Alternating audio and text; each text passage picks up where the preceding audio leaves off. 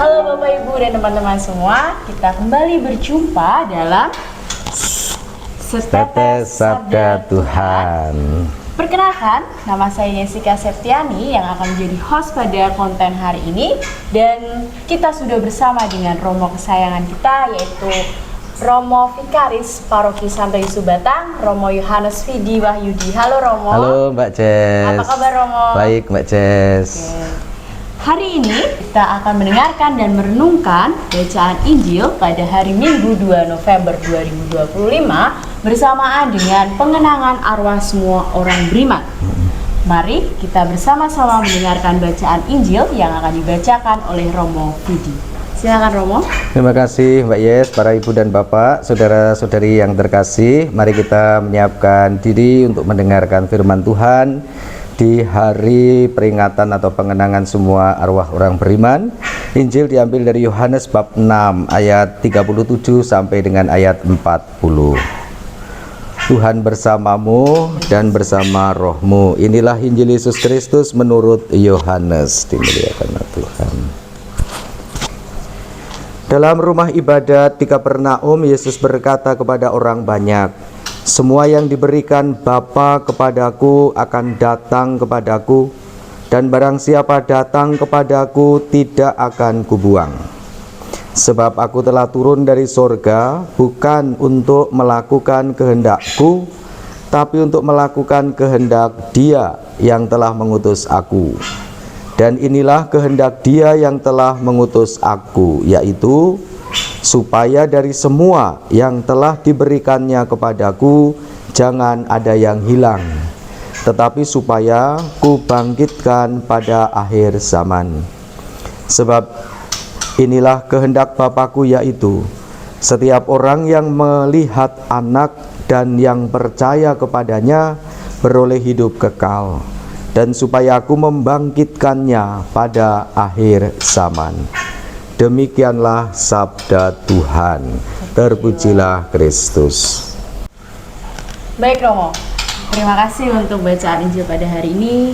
Dari bacaan Injil yang sudah Romo bacakan dan kita dengarkan secara bersama-sama, apa sih Mo inspirasi yang bisa kita ambil? Baik, terima kasih Mbak Jess dan para ibu, bapak, saudara-saudari yang terkasih. Di pengenangan semua arwah orang beriman ini, Injilnya Yohanes bab 6 ayat 37 sampai ayat 40 tadi kita mendengar. Saya ingin menyampaikan beberapa inspirasi atau dari kata yang kita dengar dari bacaan Injil. Yang pertama ayat 37, "Semua yang diberikan Bapa kepadaku akan datang kepadaku."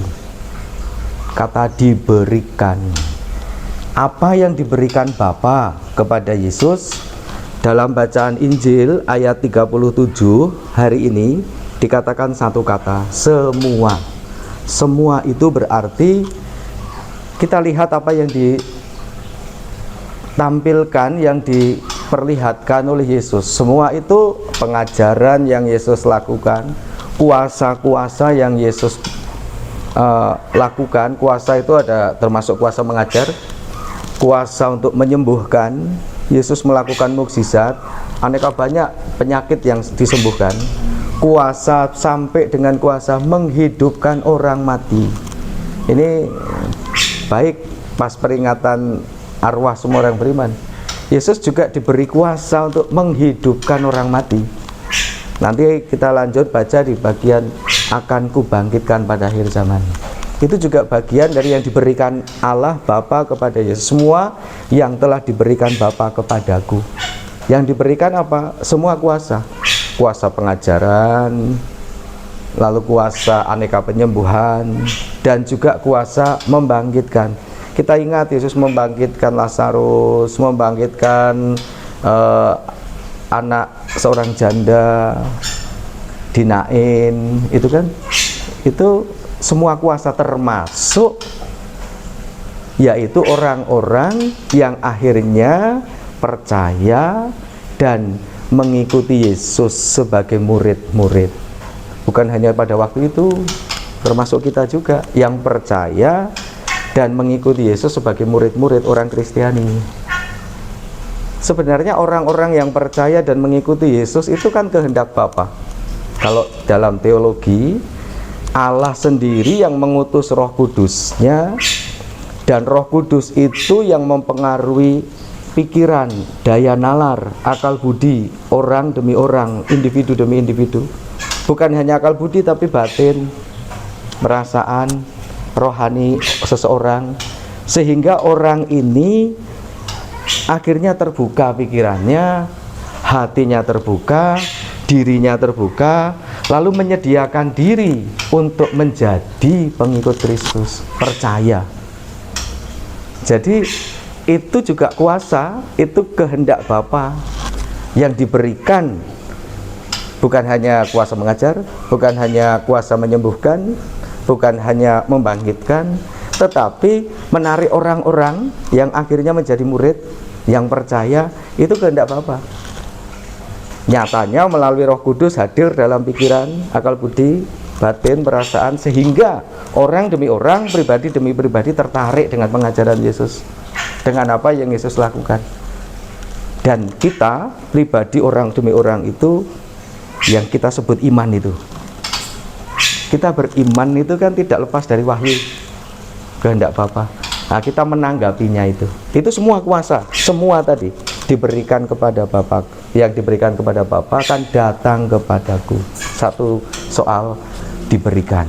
Yang diberikan Bapa kepada Yesus adalah semua itu ya tadi yang saya maksud menyangkut aneka macam kuasa, kuasa pengajaran, kuasa aneka penyembuhan, kuasa membangkitkan orang mati, termasuk pribadi-pribadi orang-orang yang akhirnya menjadi murid Yesus, belajar untuk mengikuti apa yang diteladankan, yang diajarkan Yesus. Itu yang pertama, Mbak Jessica. Yang kedua adalah kehendak Yesus, kehendak Bapa mengutus Yesus.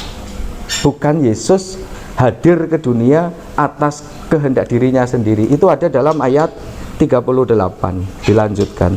Sebab aku telah turun dari surga bukan untuk melakukan kehendakku. Yesus ada, Yesus hadir ke dunia itu untuk merepresentasikan apa ya? Mewujud nyatakan. Siapa yang pernah melihat Allah? Dalam Yohanes ada itu. Tidak ada seorang pun melihat Allah. Tapi Allah yang tak kelihatan, A besar, L2. Dibacanya apa? Allah A besar, alfabet, L-nya 2. Aku tak mengalah wae. A kecil menjadi L-nya 1. Ngalahi itu loh. Sehingga Allah yang jauh, yang tak tampak menjadi tampak dan sangat dekat, membaur dalam kehidupan manusia. Yesus pakai kedagingan, pakai kemanusiaan, bisa dilihat, bisa didengar, karyanya jelas. Itu sebab aku telah turun dari surga bukan untuk melakukan kehendakku, tapi untuk melakukan kehendak Dia yang mengutus aku. Maka apa yang dikatakan Yesus itu yang dikatakan Bapa. Apa yang dibuat Yesus itu yang dibuat Bapa. Yesus mengatakan di perikop yang lain, barang siapa melihat aku, dia melihat Dia yang mengutus aku. Sebab kehadiran Yesus ke dunia adalah kehendak Bapanya. Dan inilah kehendak Bapa atau Dia yang telah mengutus aku. Apa kehendaknya? Yaitu supaya semua orang yang telah diberikan kepadaku jangan ada yang hilang, supaya kubangkitkan pada akhir zaman.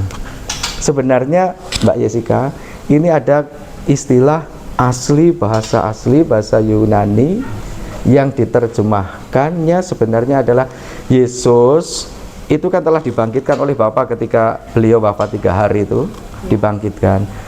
Bapa juga menghendaki agar mereka yang sudah diajarkan oleh Yesus tentang kebenaran, yang berusaha hidup menurut yang diajarkan, yang diteladankan, Bapa menghendaki mereka juga dibangkitkan.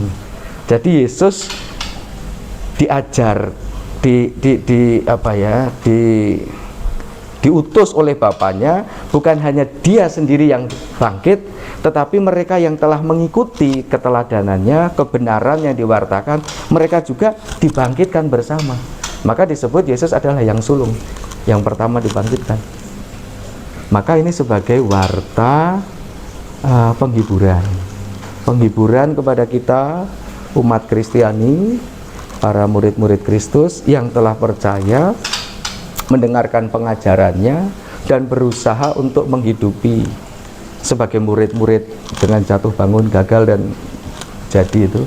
Nah, Bapa menghendaki agar para murid itu yang hidupnya mengikuti apa yang diajarkan, yang diteliti, tolong mereka juga dibangkitkan. Itu. Lalu ayat 40, sebab inilah kehendak Bapakku, yaitu supaya setiap orang yang melihat Anak dan percaya kepadanya beroleh hidup kekal, dan supaya aku membangkitkannya pada akhir zaman. Saya mau mencaringkan, menambahkan lagi kata percaya. Barang siapa yang melihat Anak dan percaya. Tadi saya di depan sudah mengatakan, percaya itu yang kita hidup itu, percaya itu sebenarnya pertama-tama dari Allah. Anugerah, iman itu kan anugerah dari Allah. Melalui Roh Kudus hadir dalam pikiran, akal budi kita, dalam batin kita. Roh Kudus yang menguasai pikir dan hati kita, yang menggerakkan kita untuk menerima Yesus, menerima baptisan, menjadi orang Katolik, mengikuti Yesus sebagai murid. Yang percaya itu. Lalu apa maksudnya percaya? Percaya di sini kalau saya membuka buku tafsir, percaya artinya menerima Yesus apa adanya. Menerima Yesus apa adanya, tidak menerima parsialis. Kalau sabdanya itu cocok dengan saya terima. Kalau sabdanya itu menghibur, meneguhkan, saya penerima. Tapi kalau sabdanya itu menyinggung, saya tidak menerima.